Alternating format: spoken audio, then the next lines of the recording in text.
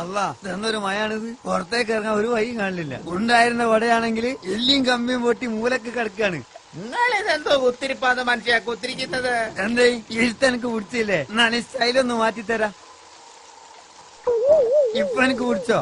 ഓ പൊടിച്ചെന്ന് മാത്രല്ല പൊടിച്ച് രണ്ടെണ്ണം പൊട്ടിച്ചു തരാനാ തോന്നുന്നത്. നോ സുറാബി, നോ നേരെ തൊട്ട് കളിക്കരുത്. ചീത്ത എത്ര വേണം പറഞ്ഞോ, ഞമ്മള് സഹിക്കും. പക്ഷെ അടി അത് ഞമ്മക്ക് താങ്ങാൻ പറ്റൂല. എന്നാ പിന്നെ നിങ്ങൾ എന്തെങ്കിലും ഒരു പണിക്ക് പോ മനുഷ്യ.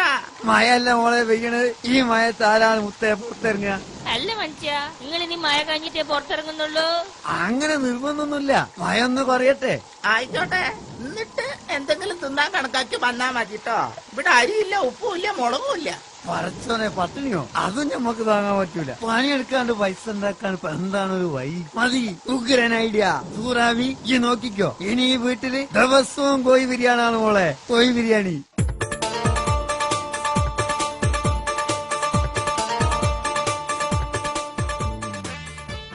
ഇതല്ലേ ഗഫൂർഖാന്റെ വീട്?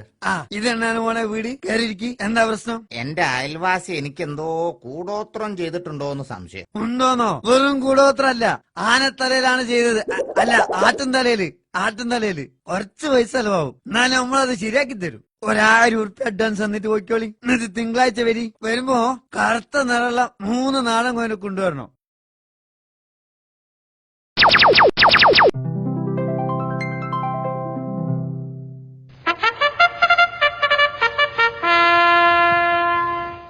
സൂറാവിയെ, എങ്ങനെയുണ്ട് ഗഫൂറിന്റെ ബുദ്ധി? നിങ്ങളെ ഞമ്മള് സമ്മതിച്ചു ഗഫൂർക്കാ.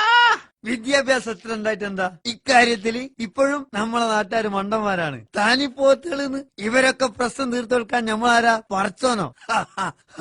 ആദ്യം ഞമ്മളെ പ്രശ്നം തീർത്തെ. സൂറാവി ഈ ബിരിയാണി വിളമ്പ്.